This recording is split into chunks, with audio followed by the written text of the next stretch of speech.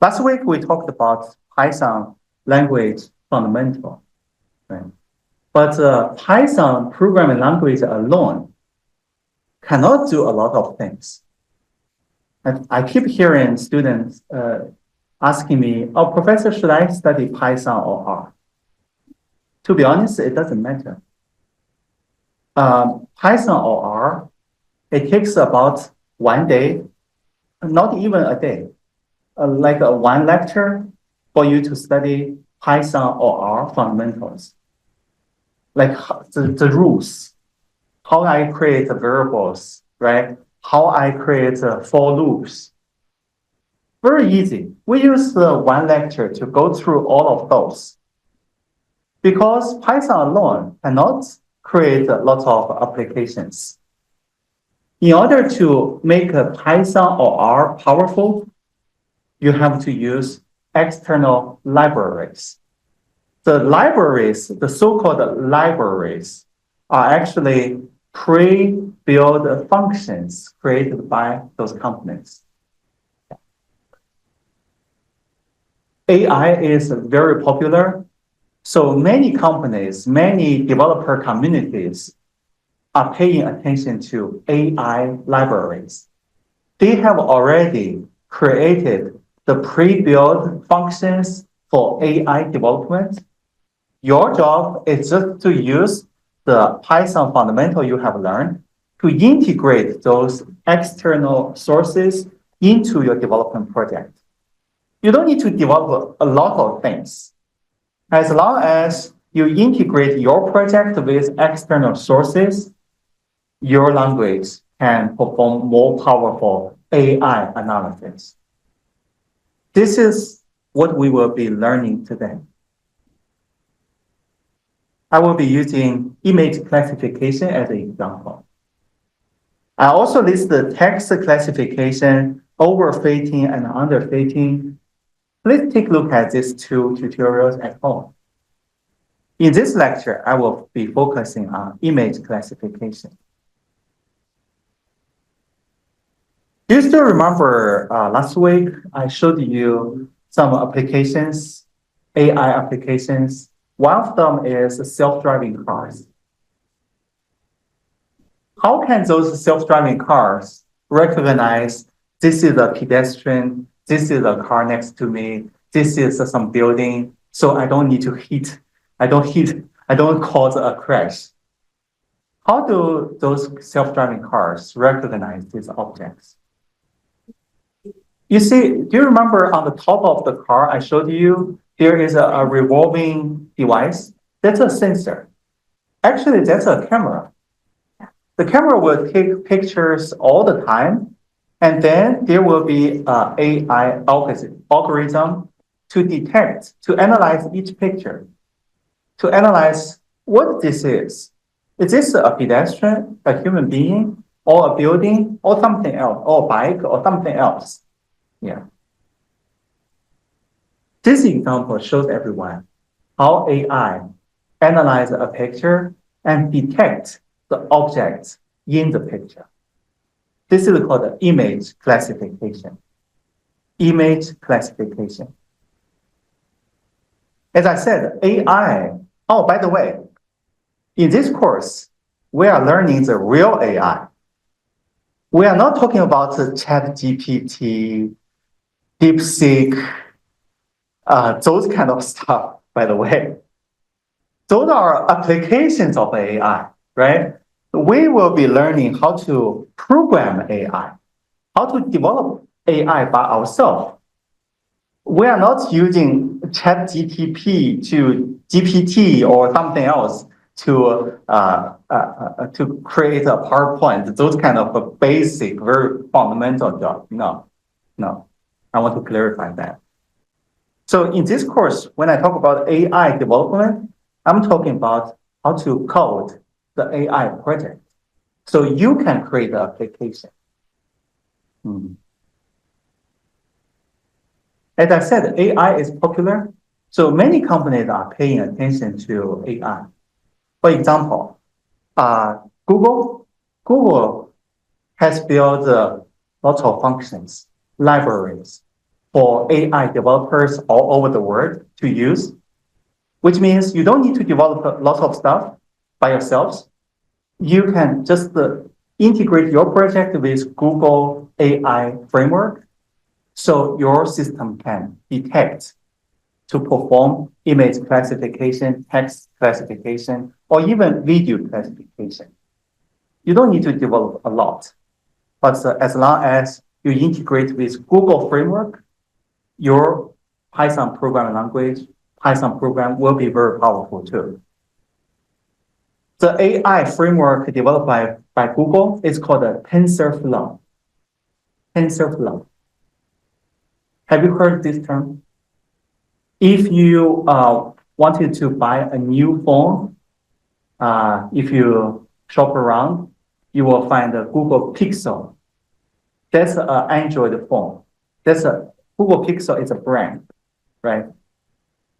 Google Pixel phone is actually built on TensorFlow chips, CPU.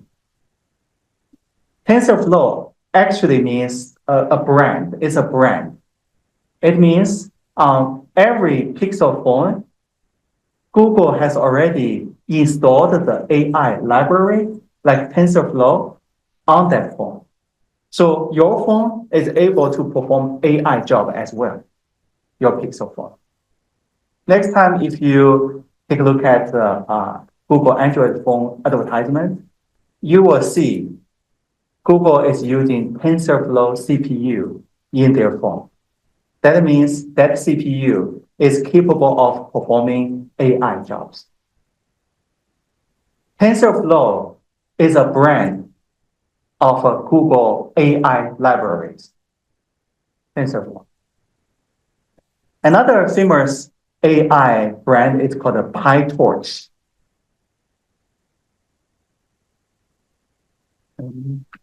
Let me find let me type it in. So TensorFlow.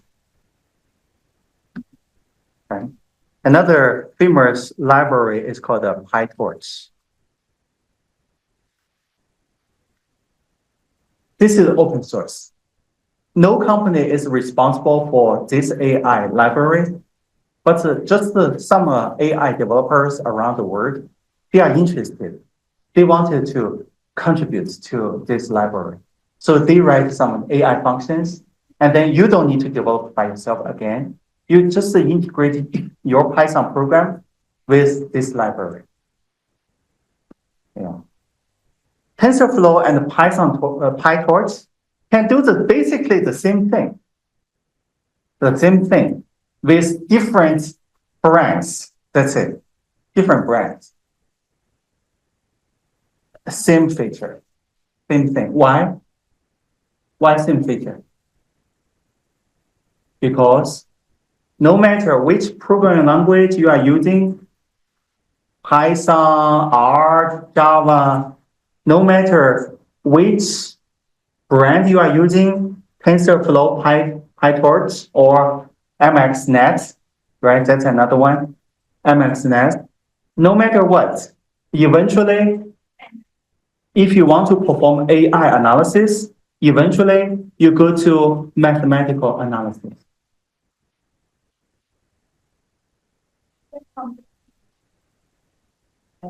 Different brand, yes, because they want to charge money someday, right?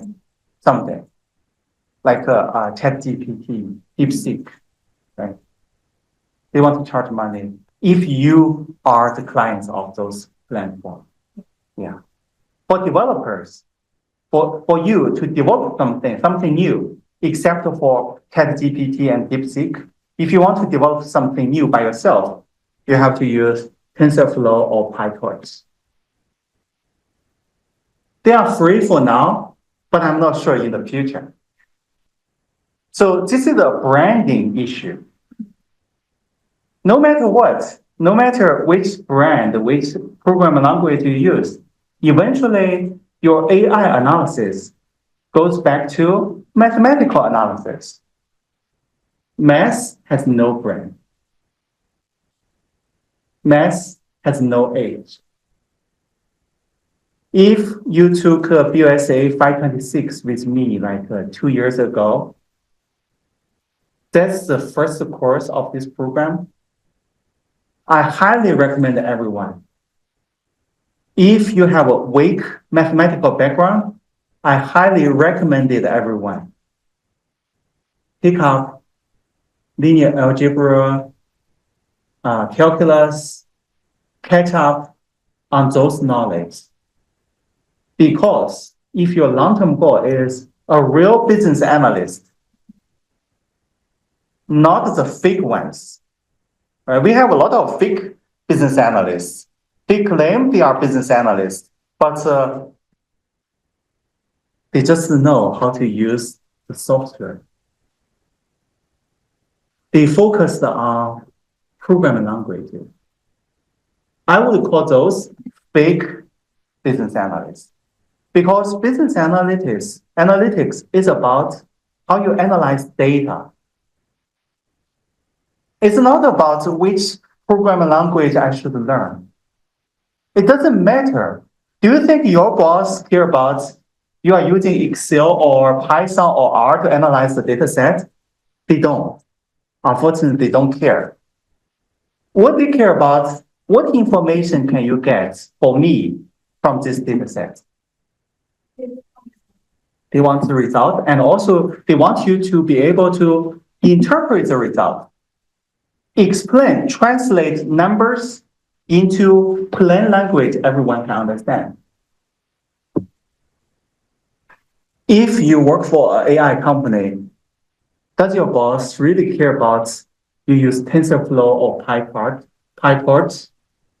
Who cares? Who cares? You get the job done, you get money. Who cares about which program language you use?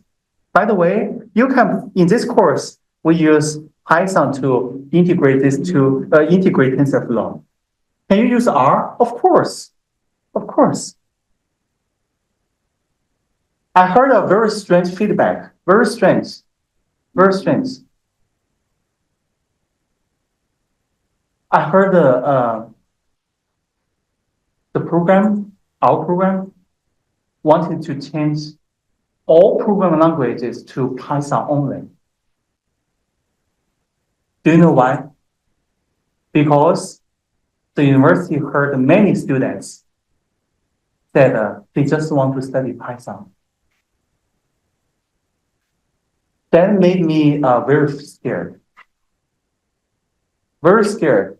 Because their focus is wrong. They focus on the programming languages. That's not business analytics, by the way. No, that's not.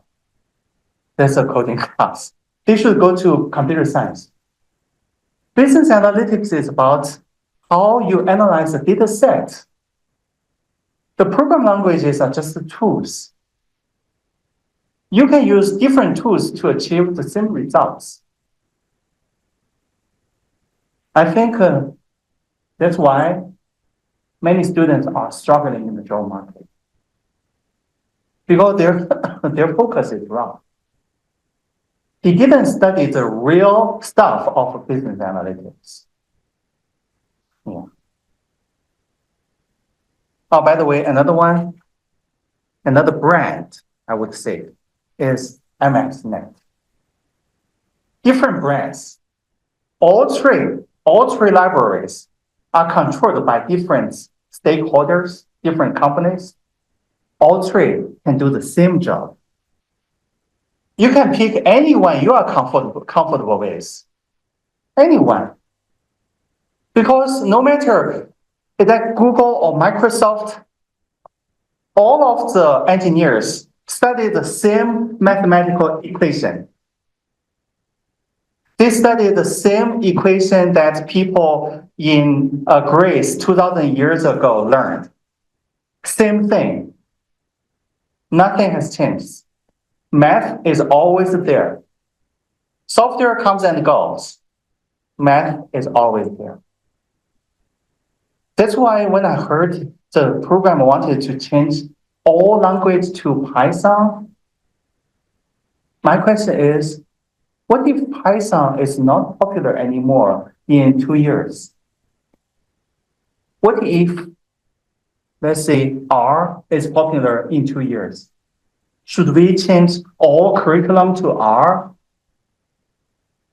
That's a little scary, to be honest.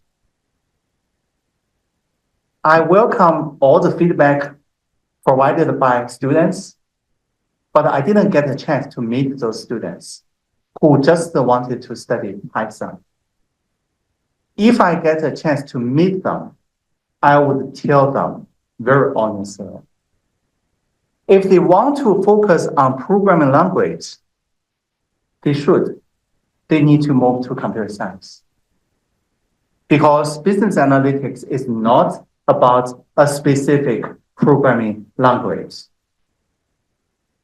It's about data analytics and how you use math equations to analyze those data sets. That's more important. If you don't understand the mathematical equation or formula behind the software, how can you interpret, how can you translate the result, number results to useful information for your data users? You can't. You just can't. So this is some information I want to share with everyone. Yeah. So some classmates ask me, so since we have 3 different types of libraries, why would you choose TensorFlow? Here is why. You see, every time when you click on this link, you will see run the code in Google Colab. What is Google Colab? It's a Python software. It's a different brand of Python. In order to run Python, you have to install Python, this software, or Jupyter Notebook, another type of Python software. Google Colab is a Python platform in the cloud, which means you don't need to install any software on your computer. You can immediately register a Google account. Once you log in your Google account, click on Google Colab. Then you don't need to install anything on your computer, but you can develop AI Python code in the cloud. By the way, I'm not criticizing those students, right? I'm not criticizing those students. I'm just, sometimes I understand them because they are still students. So their views are still limited. They are not like me. I already seen a lot of stuff. That's why I'm a professor, I guess, right? So they are still students, but when they study more, I think their views will be expanded. If you record all the courses, all the programming programs in this course, have I ever asked you to install anything? Why is that? Because everything is in the cloud. That's why I don't ask you to install anything to facilitate your study. In this course, not everyone is from business analytics program. Some students are from MBA program. They are pure businessmen or women. They have never studied anything related to IT. I understand that. So that's why I didn't ask you to install anything by yourself. That's why.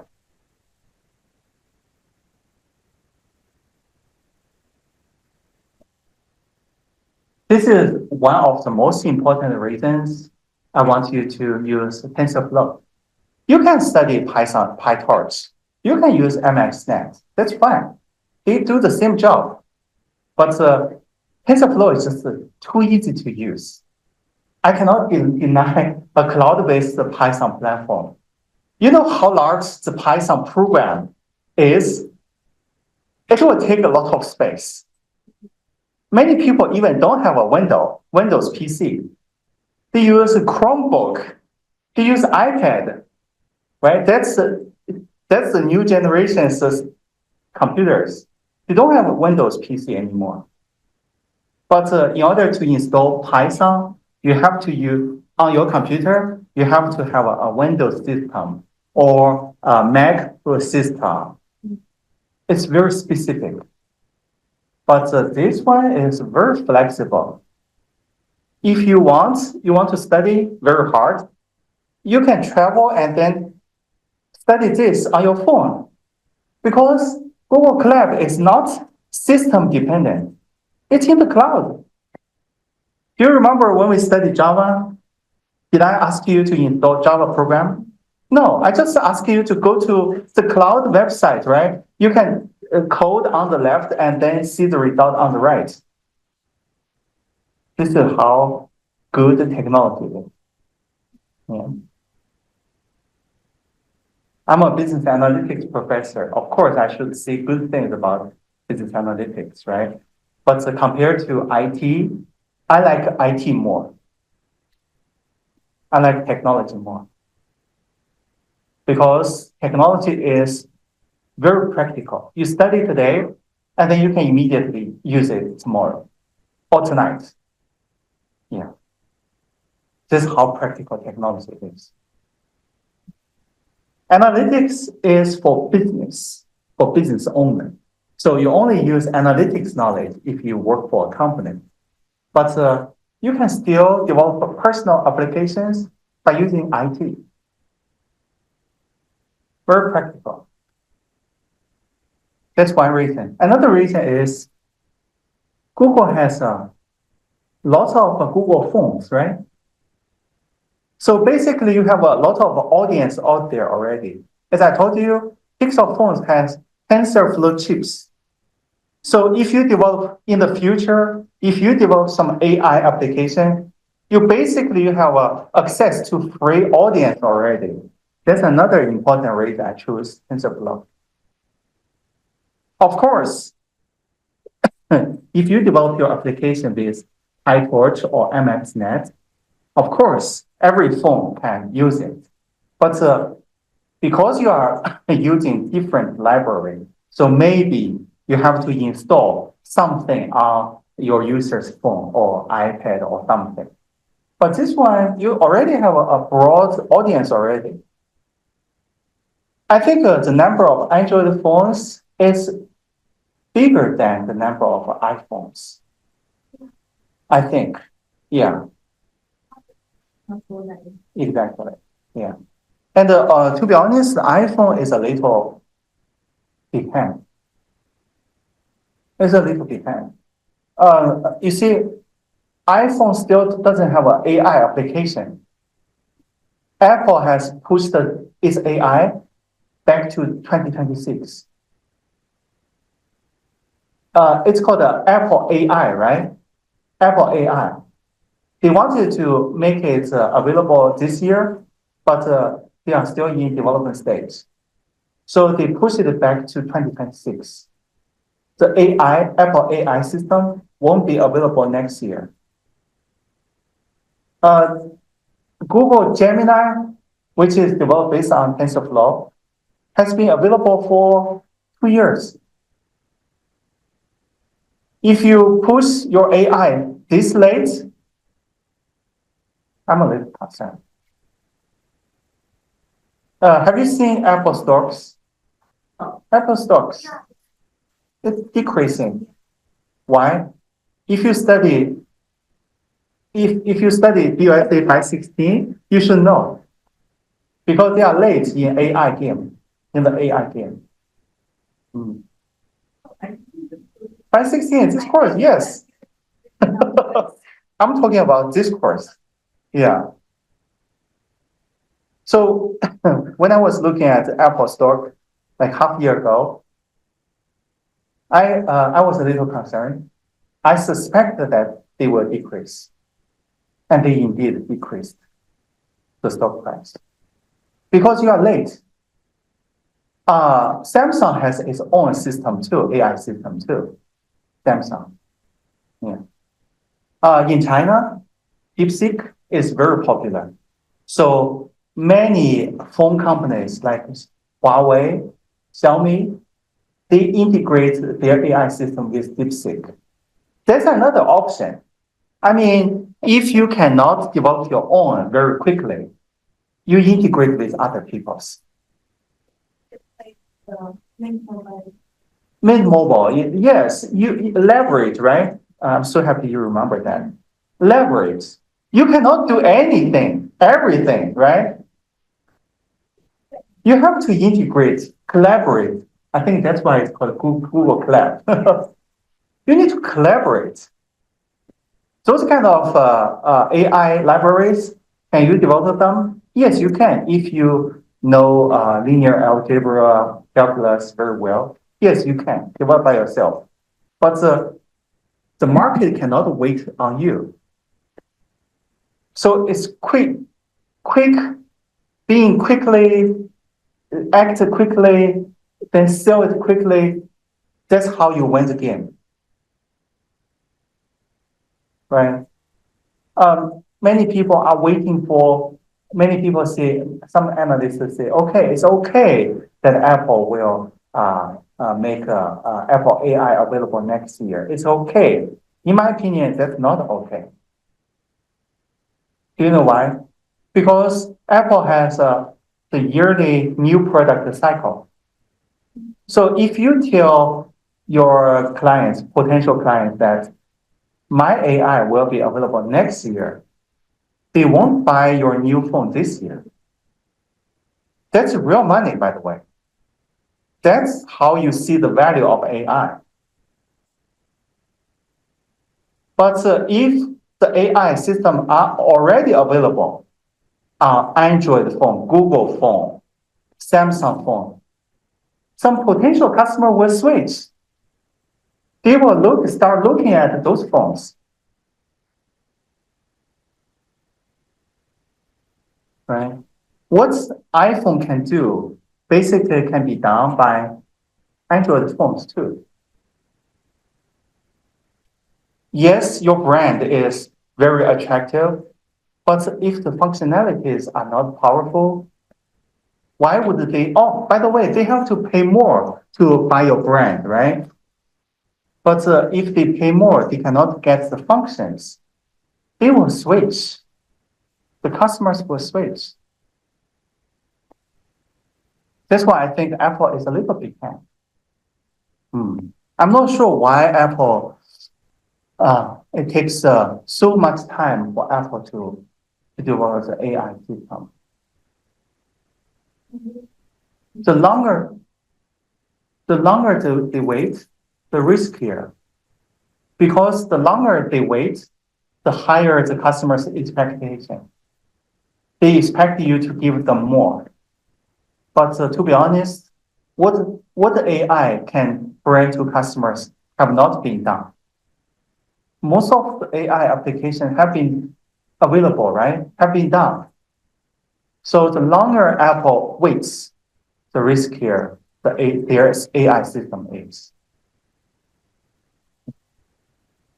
Anyways, let's come back to this one. So as I said, we want to integrate our projects with TensorFlow.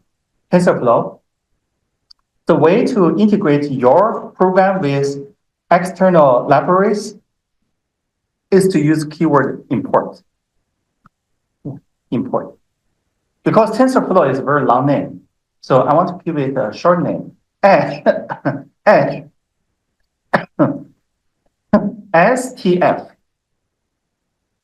And then TF now is not a variable name only. It represents something. It represents the TensorFlow library, the whole library, whole functions in the library. You can use them all. As long as you type in TF, your program should be able to know that you want to use TensorFlow library for AI development. And then I want to import some other libraries. They are not related to this course, but I want to briefly introduce them to you. NumPy is a external library for analyzing data numbers. That's why it's called NumPy. Num represent numbers. Yeah, number-related functions. Yeah, NumPy. I want to give it a short name, NP. And then I want to import something called matplotlib.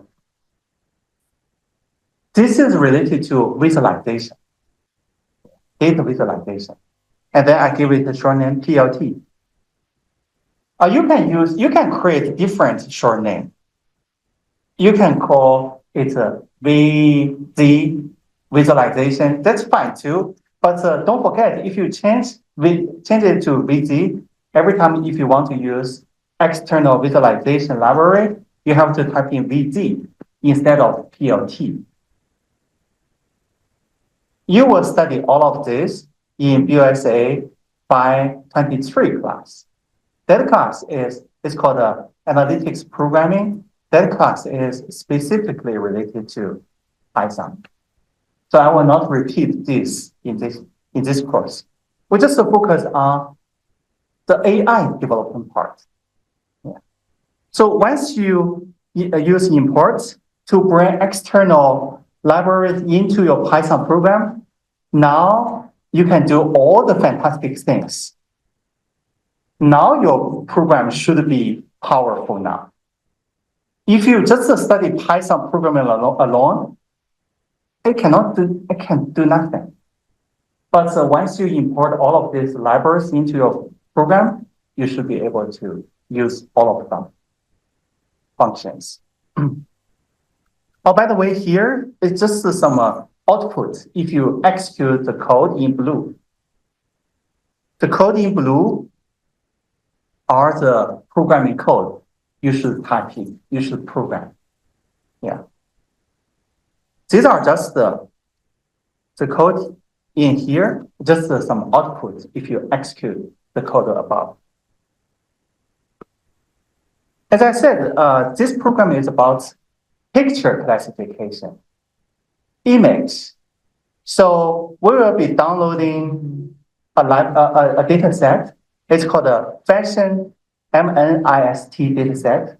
It contains 70,000 pictures related to dresses, related to clothes, related to shoes, different type of clothes, shoes in different pictures, right?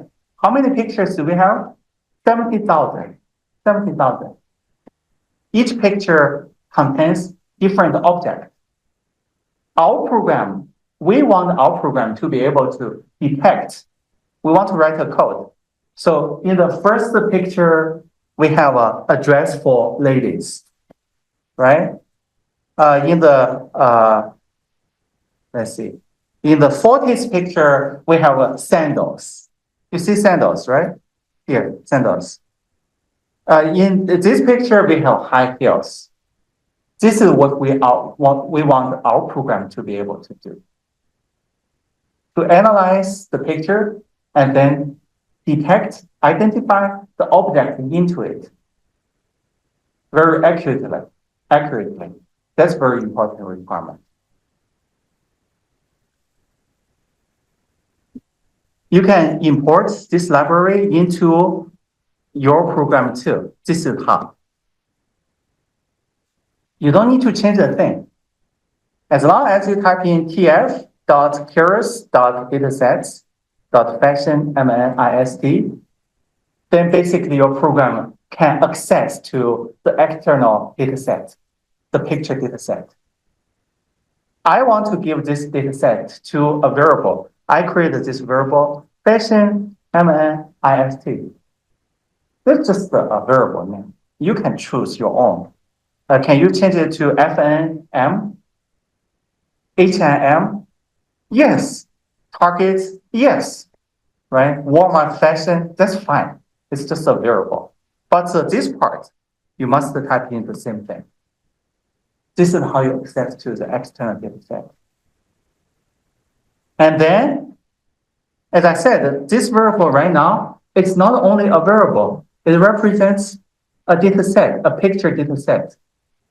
If you want to access to the data set, each picture inside of this data set, you should use load underscore data function. This function already pre-built in the library. You don't need to develop by yourself. As long as you type in fashion, MNIST, load the data, then all the pictures in the data set will be available for accessing. Yes. And then in this case, I want to I want to split the entire data set into two sub data sets, training data sets and test data sets. Yeah. The reason is I want to use the training data set to build an AI model. And then I want to use the test data set to measure the accuracy of my data set, of my AI model.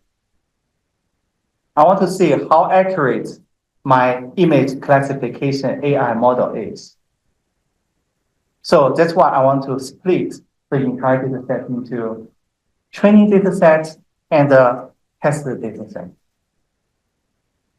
So in this data set,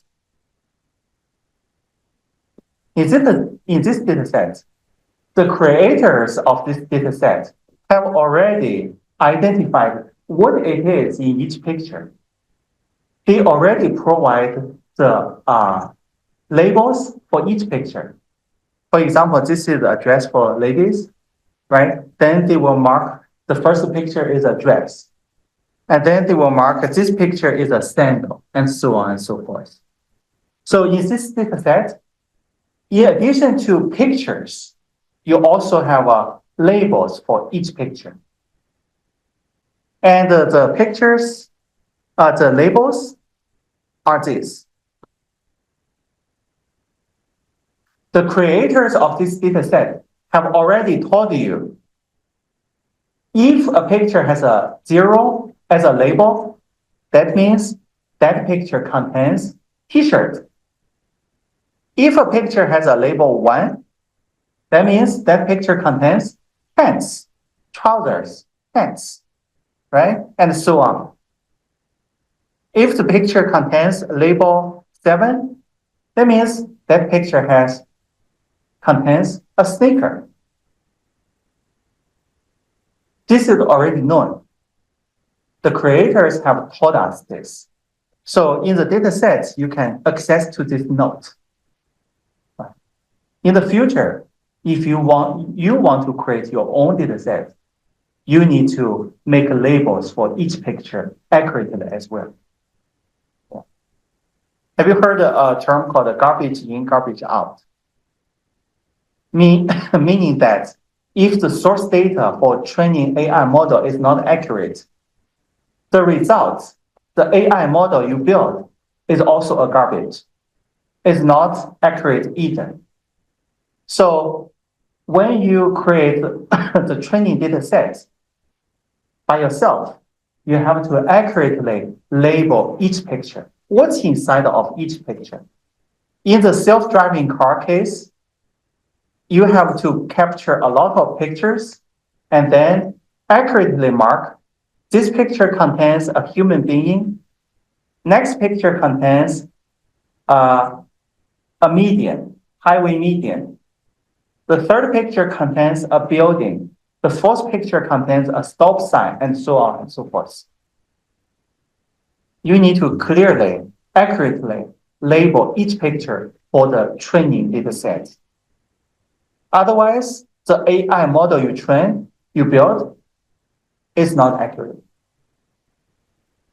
Why? Because you feed garbage into your model. Your model will be garbage too. This information is already in the fashion data set already. So for this one, we don't need to create our data set by ourselves. But we were taught label 0 represents t-shirt, label 1 represents trouser, Label 2 represents pullover, and so on and so forth. I know I talked a lot today. Any question from the Zoom session?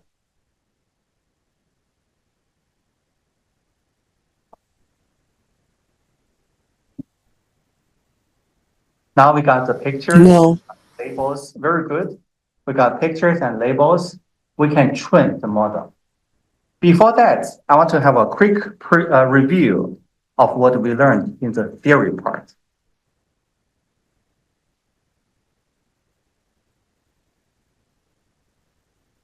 This is a prototype of neural network.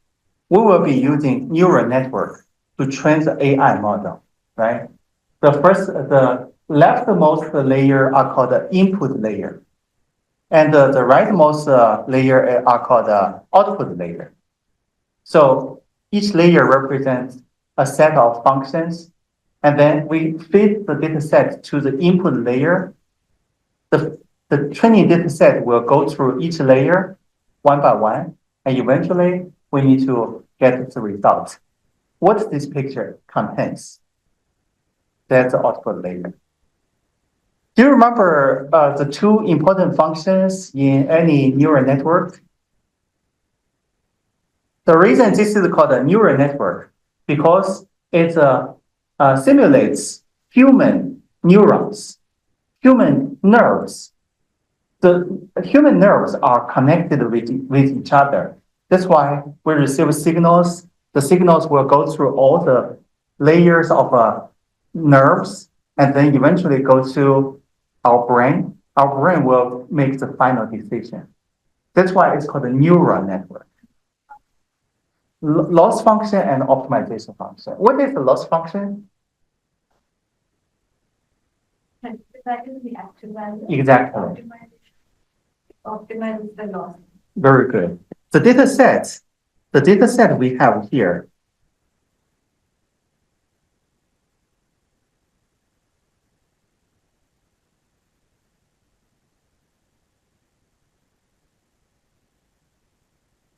You see the data set, the fashion data set here.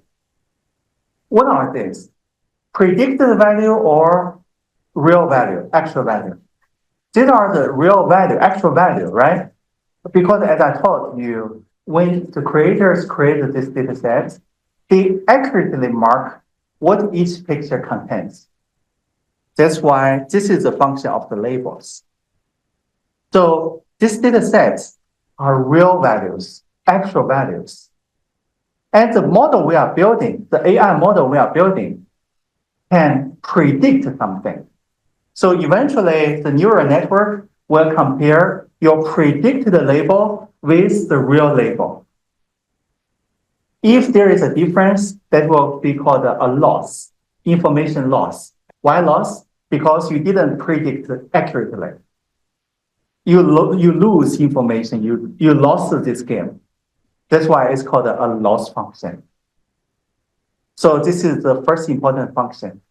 Second function is called an optimization function, as you can see here.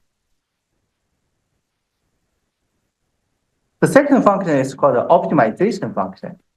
What is an optimization function? It's an algorithm that keeps moving the loss function going, keeps feeding data into your neural network, and then compare.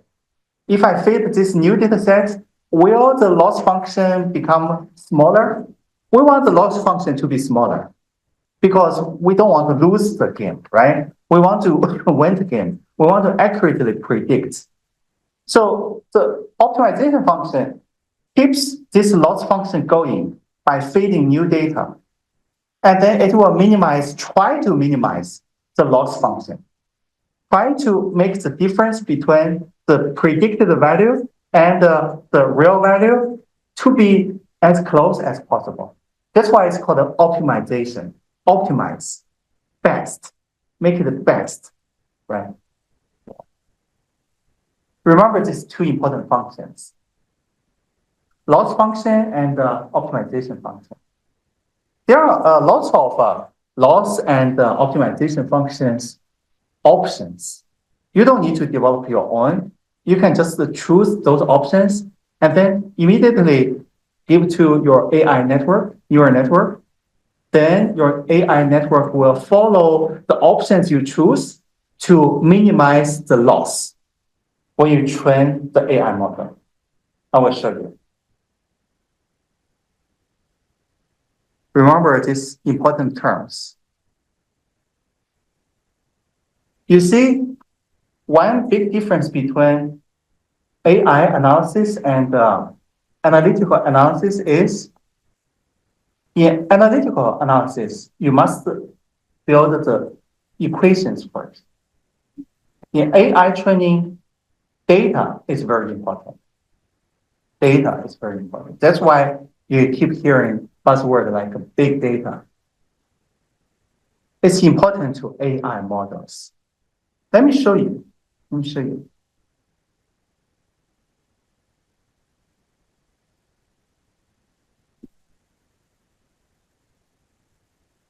So here, I'm going to create a variable called model. And then you see we have a TF curious sequential, right?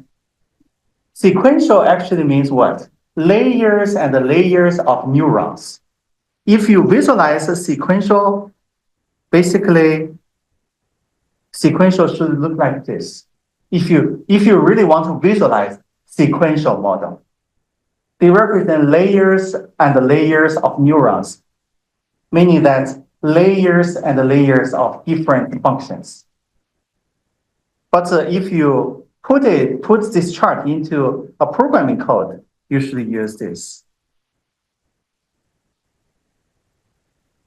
You should use TF curious.sequential.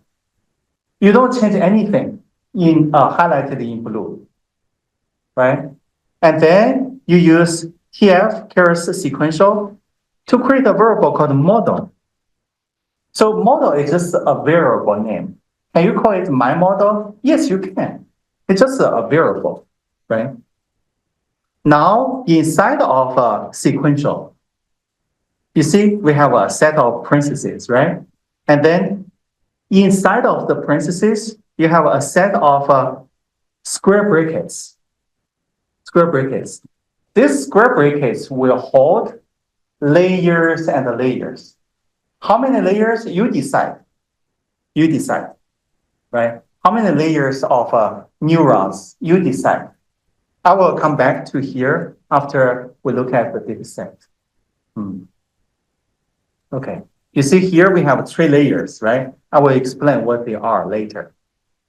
But this is how you create a neural network model, AI model, by using the tf.curious.sequential function.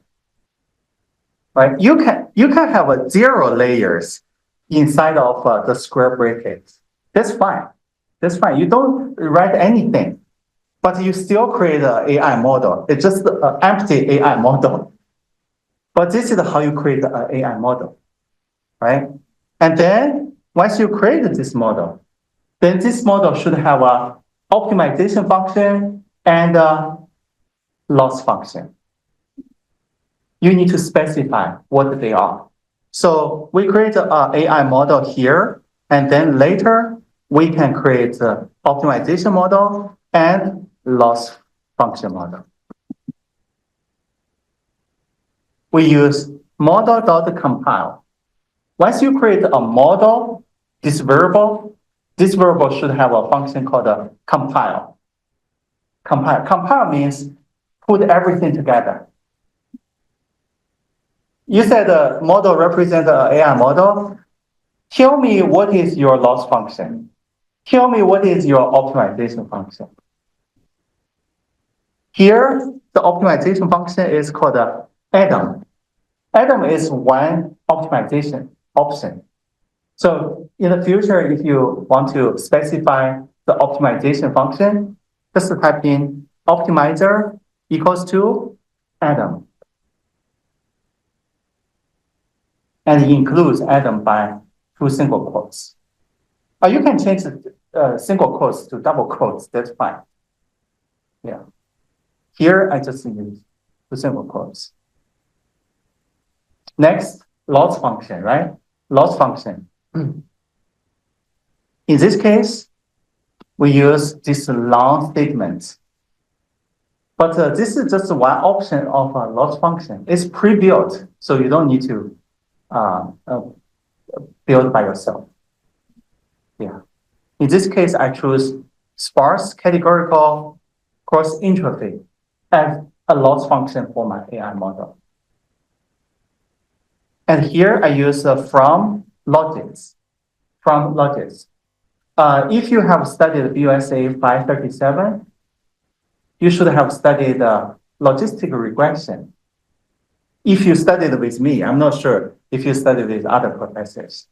If you studied with me, you should know that. Not with me, okay. Take a look at, after this lecture, take a look at what logistic regression is.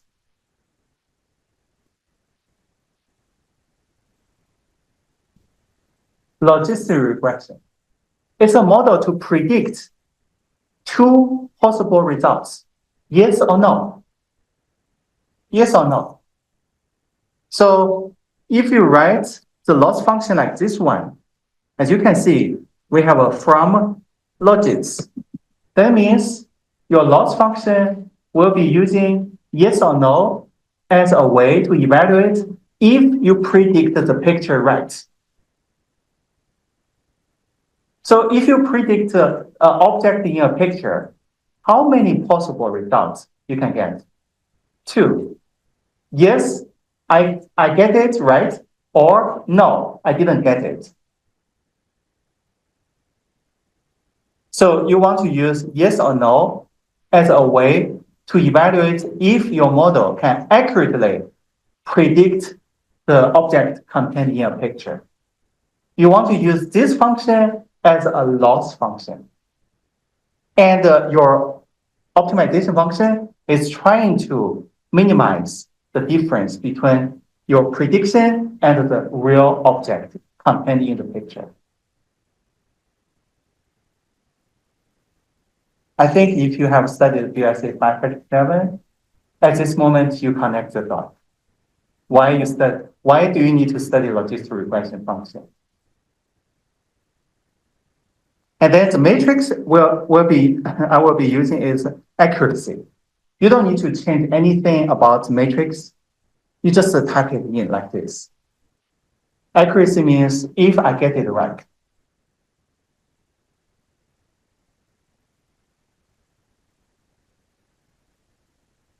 So basically, your model will be using Adam as the optimization function, and then use logistic regression function as the loss function. And then your model is trying to improve your optimization function is trying to increase the accuracy of your loss function, meaning that it will minimize the difference between yes and no. This is how you specify AI model. This is the AI model overall. But now we need to go back to here. We need to go back to these layers and the layers, right? We just talked about the last layer, loss function and the optimization function. But what about the layers prior? We need to specify them.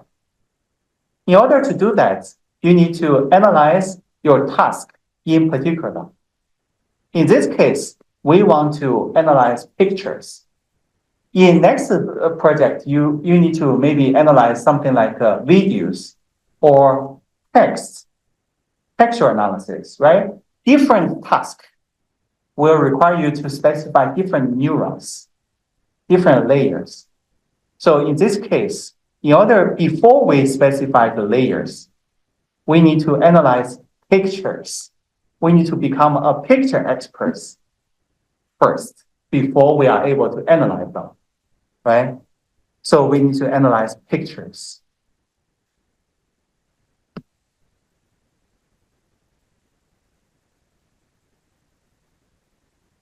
Okay. We just took a look at the picture data sets overall, right? This is 70,000 pictures. Now we need to focus on each picture, analyze the properties of each picture.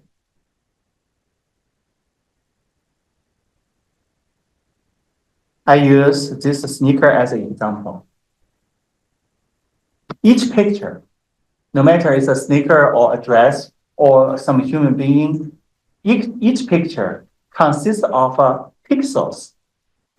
A pixel is a smaller square. You see this kind of smaller square, right? You see this purple area? There's nothing in the purple area, right? But if you split the picture, you can still split the purple area into smaller little squares. In this picture, in this data set, each picture consists of 28 pixels horizontally and 28 pixels vertically. Don't look at the labels on the right yet. Just look at 0 to 25. I split the picture with these labels, so you know that in this data set, each picture consists of 28 pixels vertically and 28 pixels horizontally. So 28 times 28. How many pixels do we have inside of this picture?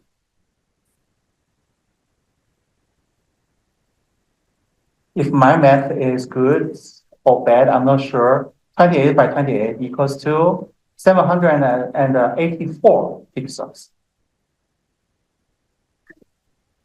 Thank you. Thank you. Finally, I'm good at something. 28 and 28. So if you really want to split each picture, this whole picture can be split into 784 pixels. Of course, if you have larger pictures, you have more pixels, right? Yeah. Next, we need to look at the bar, the colorful bar on the right. Why do we see pictures? Because of what? Why do we see things? Because of lights. Yes, you see, okay, different colors, but without light, you cannot see colors, right? If no lights, then that will be black color. If we expose to the very bright area, that will be white. So the reason we see colors because of lights. Actually, there's a way, a mathematical way to measure the intensity of lights. It's called a pixel value. Oh, by the way, this pixel value has nothing to do with 784, right? That's just the number of pixels. Pixel values represents the intensity of lights from 0 to 255. So totally, you have 256 pixel values, with 0 being black color and 255 being white color. Why 0 represents black? Because, as I said, pixel value represents the intensity of lights. If 0 intensity of lights, meaning that you are in dark, no lights at all. That's why 0 being black and 255 being white. What about the value between 0 and 255? Different shades of gray. All clear? Online student? This is, by the way, this is not a physics class. But in order to train the model, you have to understand this. Otherwise, you cannot build an AI model. 256 pixel values represent different color. From 0 to 255. Oh. In computer, I would say in computer science, yes. In computer science, they prefer 0 as a starting point, not 1. Not 1. Do you remember in Python when we studied Python language? The first element position is 0. We studied Python, right? The first position is 0. Not 1. Not 1. This is just a specific rule for each discipline. So the first value of the color of the pixel value is 0. Last value, 255.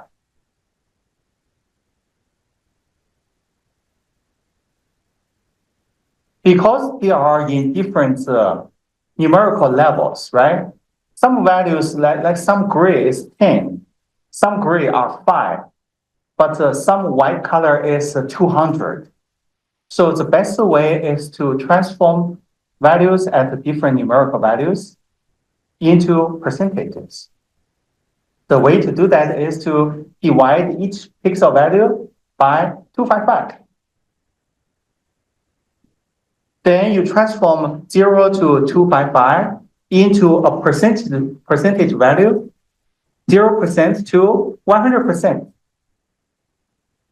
You see, after this transformation, all the pixel value at the same numerical level. Not some are at tens, some are at hundreds, right? They are all percentage. That's why I did one extra step. Oh, by the way, this PLT, anything related to PLT is about visualization, to present the pictures in your program. I will not talk about those. Right? I will just talk about AI application. So that's why I did an extra step. I divide train image and the test image by 255. I didn't change anything related to the pictures. I just transform different numerical values, pixel values, into a percentage pixel value. Yeah, nothing. You can avoid this step. You can still build your model. That's fine. But I just want to simplify my model. That's why I divide each image library by 255. After you understand this, next, you can build layers and layers. Now we need to go to this part, the model part. You remember I said that I will come back to the 3 layers? Okay, first layer. First layer is called a flatten. What this layer can do is, you see, one picture with pixels. You see, this little pixels are stacked up. Stacked up means one row is above another row. This is not easy to analyze. What we want to do is, we want to line up the pictures. We want to move the second rows of pixels to the end of the first row. We want to move the third row of pixels to the end of the second row. Then it will become one row, a line. Instead of stack up, we use line up. Right? That will be much easier to analyze. That's why I use the flatten, this layer. This layer does not analyze anything. It doesn't analyze anything. It just transforms stacked up pixels into lined up pixels. That's it. And the input shape, as I told you, 28, 28. Why 28? Because this is how this data set is created. Each picture has 28 pixels horizontally and vertically. Now imagine, right? Now we changed a square picture into a snake, a very long snake. The snake consists of little pixels. How many pixels? 784 pixels. We don't change the pixel value. We just change the form. Yeah, the form of it. Very good. Looks like this is Nike, right? It's already, we can see the yes sign. Yeah. We want our AI model to be able to recognize that too. Yeah, it will, because it has different pixel values, different intensity of lights. So the AI model will remember that at this position, there is a tick sign, right, with this intensity of light next to each other. Then the AI model is able to remember that. So next time it will identify this is Nike shoes if it sees similar patterns. This is how the AI model recognizes. This is the first layer. The second layer, you have more flexibility. Here, I use a dense layer. Dense layer means the layers are connected. These are dense layers.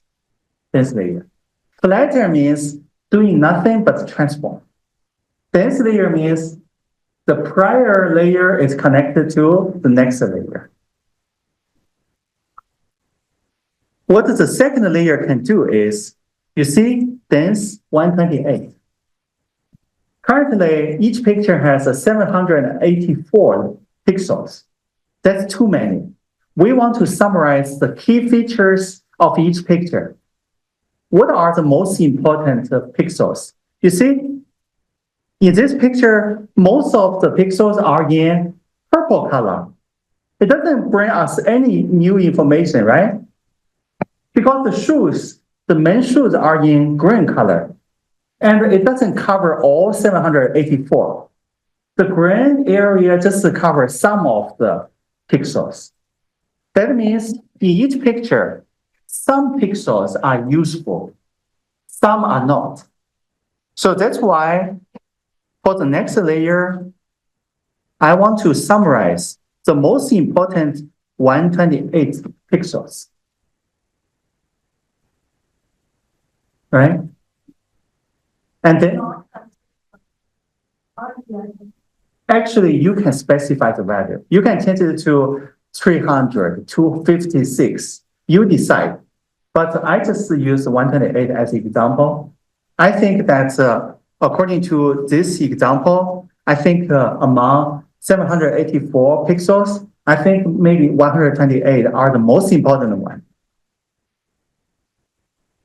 To simplify your analysis, to summarize the most important key features. This is the purpose. And then for the next parameter, RULU, activation RULU, you simply copy the same thing. You don't need to change anything. The last layer is 10. Why 10? Because we have how many categories in the data set? 10.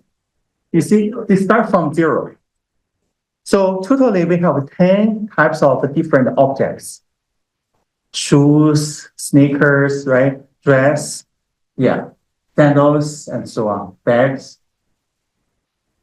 So I want to summarize the 128 characteristics even more. I want to summarize to just 10. Tell me what this picture is. This is the last layer. So once you set up the layers, once you set up optimization function and the loss function, your model is ready to run. And then you can use model function to use model fit. Model fit has 3 parameters. train image, the training data set, and the train labels. You see, train image and the train labels. The third one is called epic. Epic is how many times you want to train your AI model. Here I use 10. You can change the number to 20 to 100, but the larger the number is, the longer your training is. So 10, usually 10, 20 is good enough. First, the parameter train image represents each picture. Second parameter train label represents each label compared to corresponding to each picture. So we feed this data set into the model we just built, and then the model is able to remember the patterns inside of this data set. We want to use this memorize the patterns to predict the next a new picture. This is how we run the AI model.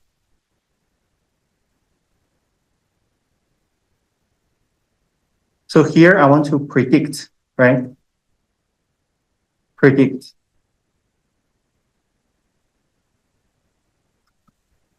I give the ID number of a picture. Let's say prediction 0, the first picture. And then the AI model will tell me what it is. It's 9. So let's take a look at the data set.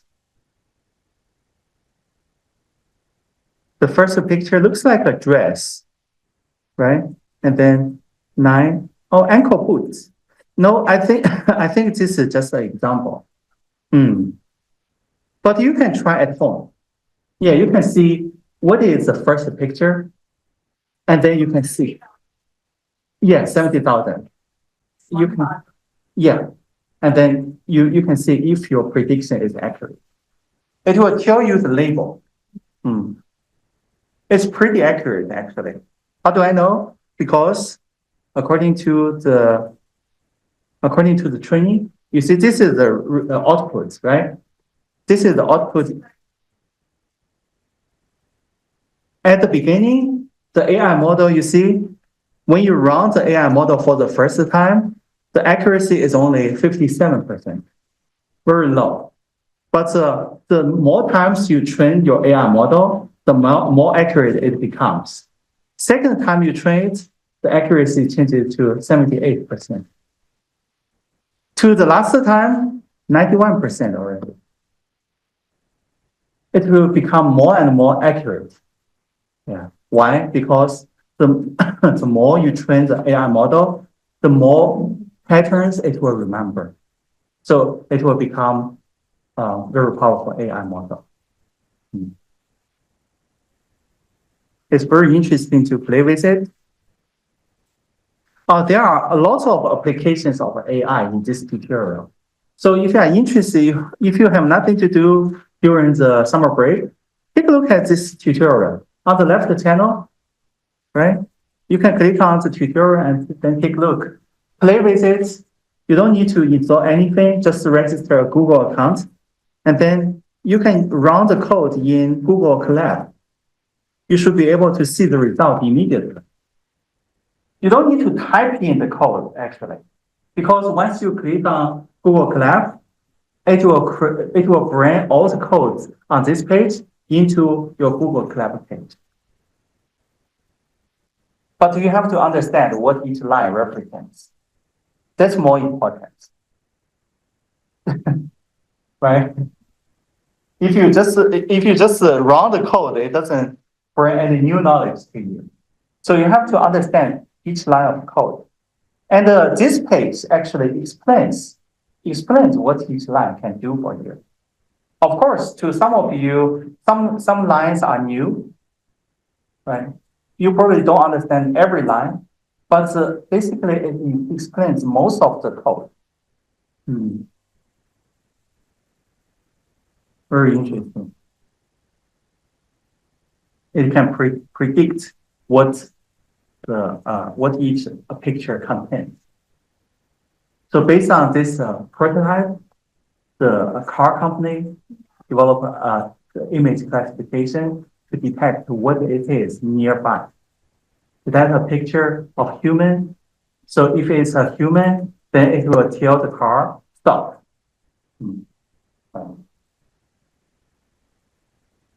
Very cool. This is very cool. At this moment, I think that you have learned all the technologies I wanted to introduce to you in USA 516.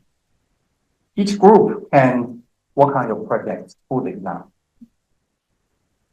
We don't have a lecture next week, so the in-person sections can work on their projects. Yeah. We will have the presentation in 2 weeks. Yeah, in 2 weeks. Any question from an online session? Professor, when the online session, when do we get to see our scores for the project? So for the project, I will grade. Yes. I will start grading after the due date. Okay. All right. Yes, Thank you. you're welcome. Any other question? I'm so happy to introduce this part to everyone.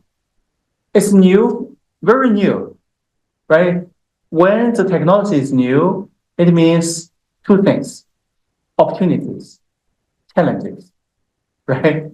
Challenges means you don't have a lot of learning materials, but if you search by yourself, you can organize the learning material by yourself.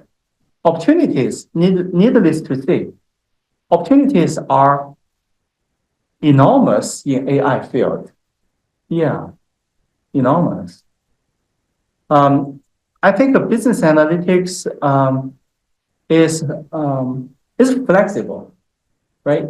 You can choose analytics for business particularly, but if you really study analytics, you can apply analytics to all fields, AI, right? Data science, to all fields. So the opportunity is limitless in this field.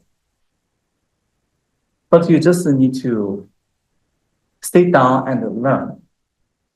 Yeah, it's not easy to learn. That's why I highly recommend everyone to do it by yourself. Just because you take my lecture, you watch me doing it, doesn't mean you can do it. You have to do it by yourself. You won't be able to check which part you don't understand until you really do a project by yourself. I want to stop here.